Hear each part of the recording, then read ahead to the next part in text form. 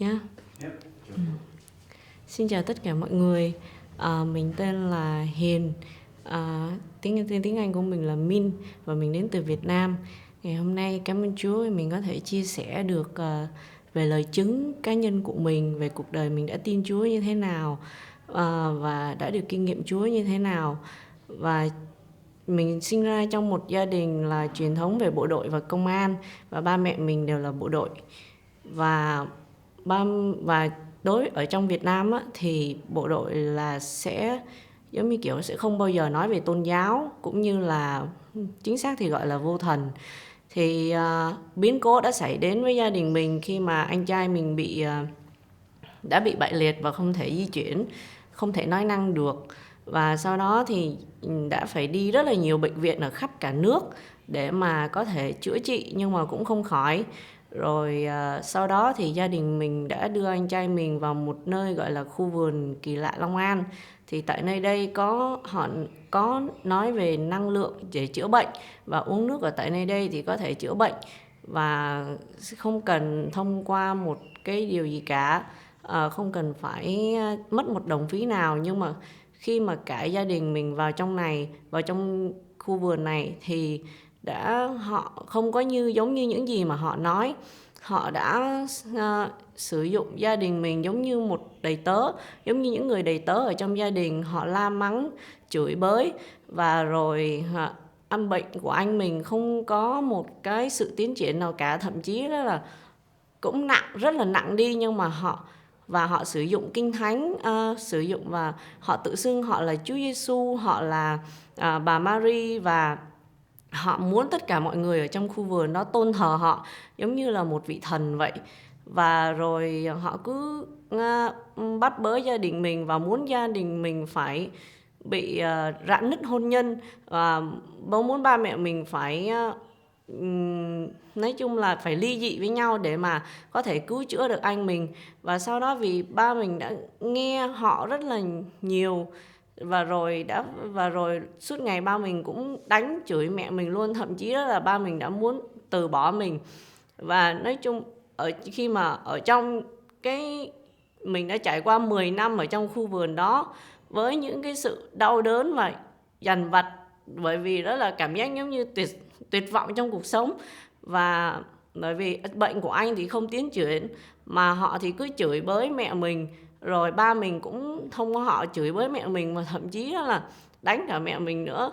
Và nói chung là mình thấy một cái gia đình nó không có một cái sự hạnh phúc nào, và cuộc đời của mình cũng không có một cái sự hạnh phúc nào.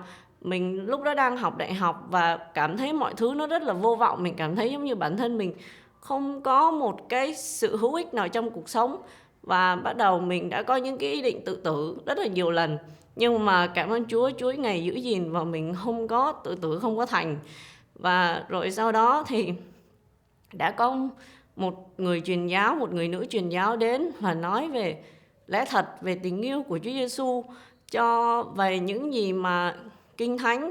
Và bởi vì mình cũng đã được nghe về Kinh Thánh ở trong khu vườn, nhưng họ xuyên tạc Kinh Thánh và làm cho Kinh Thánh trở nên là một cái gì đó rất là kinh khủng. Họ nói về tình yêu thương, nhưng ở trong đó chỉ toàn là những sự chà đạp và sự chửi rủa xả con người ta.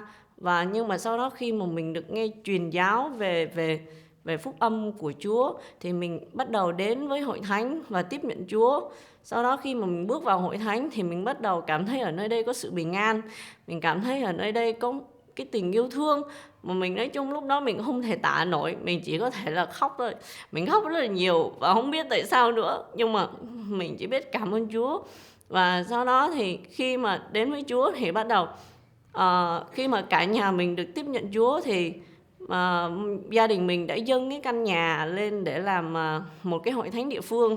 Và ban đầu thì bị bắt bớ rất là nhiều bởi chính quyền, bởi công an, và những người cùng đơn vị với ba. Và thậm chí đó là họ đã cho người để theo dõi, và họ ở ngoài bộ cũng có gọi điện cho ba mình, nếu như mà còn tiếp tục theo Chúa hay là tiếp tục làm những cái mà liên quan đến tôn giáo thì sẽ bị đổi việc. Và sau đó thì gia đình mình vẫn chỉ ở trong trạng thái cầu nguyện và im lặng. Và sau đó họ không còn bắt bớ nữa. Và hiện tại thì hội thánh vẫn được phát triển, và vẫn những người đến làm chứng, và những cái người họ đến mà gia đình mình vẫn làm chứng và nhóm. Và sau đó thì trải qua được 4 năm tin Chúa thì Chúa đang sử dụng mình để mà giúp đỡ cho các bạn thanh niên, giúp đỡ ở trong truyền thông, giúp đỡ về giống như là chăm sóc tâm linh cho các bạn trẻ, về bên mục vụ truyền thông, về bên mục vụ audio. Cảm ơn Chúa rất là nhiều. Và mình chỉ có một câu kinh thánh mà mình luôn nhắc mình nhớ, cũng như là muốn chia sẻ cho tất cả mọi người biết rằng: khá nếm thử xem Đức Giê-hô-va tốt lành nhường bao, phước cho người nào nương náu mình nơi Ngài. Thì đó là câu kinh thánh mà mình cảm nhận được rằng mọi người hãy thử nếm thử và thử cảm nhận được sự tốt lành của Chúa và tình yêu thương của Chúa. Bạn đang có bất cứ một nan đề nào trong đời sống, hãy tin nhận Chúa và cầu nguyện với Ngài, thì chắc chắn Ngài sẽ giúp đỡ bạn, Ngài sẽ giải cứu bạn khỏi những cái sự nan đề, khỏi những cái sự tối tăm. Cảm ơn Chúa, và cảm ơn Chúa vì mình đã được chia sẻ đến những gì mà mình đã nhận được, mình đã học được và mình đã được kinh nghiệm.